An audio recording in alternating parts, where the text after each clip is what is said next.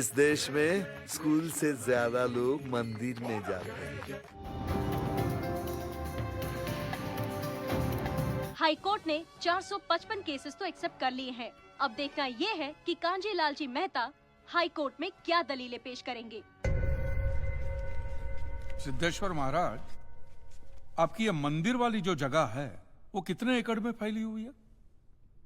22 एकड़ में, 22 जिसमें 322 छोटे छोटे मंदिर हैं भगवान के। ओहो, माने भगवान का पूरा शॉपिंग मॉल ही सजा के रखा है। साइलेंस। और इन सारे मंदिरों में भगवान की सेवा के लिए 142 पुजारी हैं, समझा? आपके मंदिर के बाहर भिखारी कितने बैठते हो पता है आपको? क्या? भिखारी भिखारी अंदर की 320 मूर्तियां, 142 पुजारी पुजारी याद है आपको, लेकिन आप ही के मंदिर के बाहर बरसों से कितने भिखारी बैठते हो याद है आपको? मिलॉर्ड, इनके मंदिर के बाहर जो भिखारी बैठते हो उसमें किसी को भी मंदिर के अंदर एंट्री नहीं है। अब धूप हो बारिश हो बाहर सड़ते रहने का, अंदर पैर नहीं रखने का। ना मत कहना, ना मत कहना। ये आप ही के मंदिर के पुजारी ने मुझे बताया था। उसने तो मुझे ये भी बताया था महाराज कि कांजी भाई, ये केस अगर आपको जीतना है ना भैया, तो हर सोमवार को आइए। तो मैंने पूछा मिलोड कि मैं कहाँ हूं? तो कहते हैं शिव जी के मंदिर में आइए और 1 लोटा दूध चढ़ाइए, फिर देखिए। मैंने बोला ठीक है, ये भी करके देख लेते। तो मिलोड में पहुंच गया मंडे को दूध का लोटा लेकर। ये लंबी लाइन लगी हुई, सबके सब हाथ में लोटा पकड़ के खड़े हुए थे ऐसे। मैंने सोचा अंदर जरूर कोई दूध पीने वाला होगा, वरना ये सब जब गधे थोड़ी है जो ऐसे लोटा पकड़ के लाइन में खड़े। मेरा नंबर है, मैं अंदर गया, अंदर कोई नहीं था दूध पीने वाला, कोई नहीं।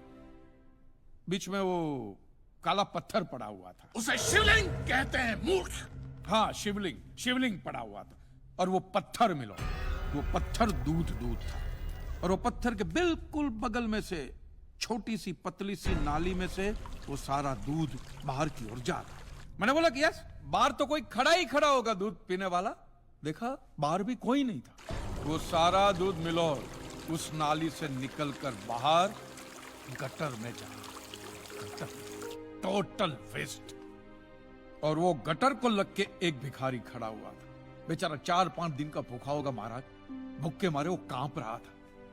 उसको शायद ये दूध ही पीना था, लेकिन गटर में से कैसे? तो उस भिखारी को मैंने मेरा दूध का लोटा दे दिया। और दूध पीकर उसने मुझसे क्या कहा पता है? भगवान तेरा भला करे।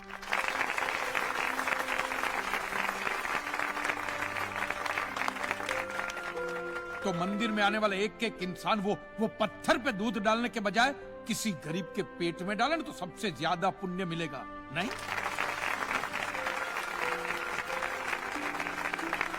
और हाँ मौलवी साहब, किसी दरगाह पे फूलों की चादर ओढ़ाने के बजाय किसी नंगे फकीर के बदन पे कपड़ों की चादर ओढ़ाई जाए ना, तो अल्लाह को बहुत खुशी मिलेगी। और जीसस के सामने मोमबत्तियां जलाने से अच्छा है किसी गरीब की झोंपड़ी में जलाइए, तो उसके घर में कभी अंधेरा नहीं होगा। क्यों, तुम भी भगवान को नहीं मानते क्या? अरे मैं खुद भगवान हूँ। अच्छा, तो मैं अमिताभ बच्चन हूँ। देखो कांजी, दूध, चद्दर, मोमबत्ती ये सब चढ़ाना एक प्रथा है। भगवान की पूजा अर्चना, इन सब का मूल्य तुम नहीं समझोगे, क्योंकि तुम एक नास्तिक हो। जगत की मोह माया से तुम अभी तक मुक्त नहीं हुए। आप तो हो गए हो ना, आप तो बिल्कुल मोक्ष के दरवाजे पे खड़े हो। तो ये जो रीति रिवाज के नाम पे ढोंग चलते, उनको बंद करवाइए ना महाराज। शनिवार को हनुमान जी की मूर्ति पे कितना तेल बर्बाद होता है पता है आपको? लोग 2 रुपये के 5 रुपए के सिक्के यूं यूं यूं करके मूर्ति पे चिपकाते हैं। हनुमान जी इन सारे चिल्लर का क्या करेंगे? कांजी भाई बिल्कुल ठीक कह रहे हैं। साईं बाबा अपनी पूरी जिंदगी गरीबों के लिए और गरीबी में जिए। जब तक वो जिंदा रहे, तेल की एक एक बूंद के लिए दर बदर भटकते रहे। और आज उनके मरने के बाद उनके लिए करोड़ों का सिंहासन, सोने का मुकुट, किसके लिए? बताइए महाराज, एक बात बताइए।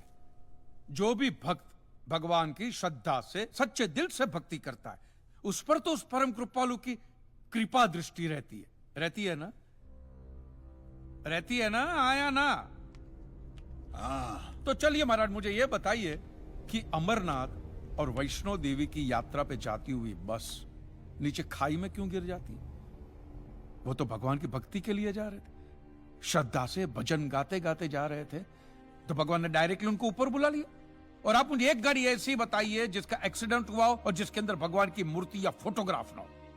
बताइए बताइए। I object my Lord. From day one ये आदमी बातों को यूं यूं गोल गोल घुमा रहा है। मिस्टर कांजी, ये कोई डिबेट नहीं है अच्छे बुरे की, ये कोर्ट है और यहां प्रूफ चलता है, और हमारे पास प्रूफ है, इंश्योरेंस पेपर्स पर आपके सिग्नेचर्स। इसलिए लीगली आपको कोई हक नहीं बनता इंश्योरेंस कंपनी से पैसे मांगने और जहां तक हमारा प्रश्न है, बीमा कंपनी के नियमों को हम नहीं मानते। अगर उन्होंने लिख दिया कि भूकंप जज साहब ने करवाया है, तो क्या जज साहब पैसे देंगे? इसी तरह पॉलिसी में भगवान का नाम लिख देने से भगवान पैसे देने के लिए प्रतिबद्ध नहीं होते। अगर आप चाहते कि भगवान आपके पैसे लौटा दे, तो ये प्रूफ करो कि ये भूकंप भगवान ने किया है। किया ही है ना? इन राइटिंग है, कहीं लिखा हुआ तुम्हारे पास है? Any proof? मिलॉर्ड, ये mister kanji, court of law में सिर्फ दलीलों पर फैसले नहीं होते। आपकी दलीलें, आपके आर्गुमेंट्स आम जनता के लिए कितने भी वैलिड क्यों ना हो, लेकिन अगर आप उन्हें साबित नहीं कर सकते हैं तो उनका कोई मतलब नहीं। आपके पास कोई सबूत है? No milord. In that case यह अदालत आपको 1 महीने का आखिरी मौका देती है। अगली डेट पर अगर आप सबूत नहीं पेश कर सके तो I am afraid you will have to rest your case and all others. Court is adjourned for the day. Relax.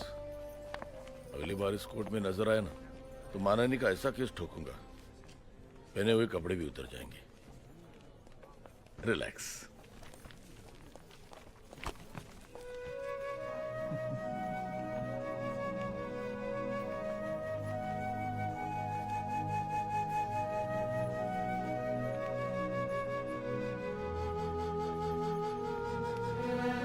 अब आप क्या करेंगे? राइटिंग में प्रूफ कहाँ से लाएंगे?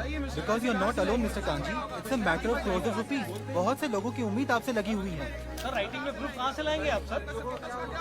कांजी भाई, बहुत से लोग आपके साथ जुड़े हुए हैं। कांजी भाई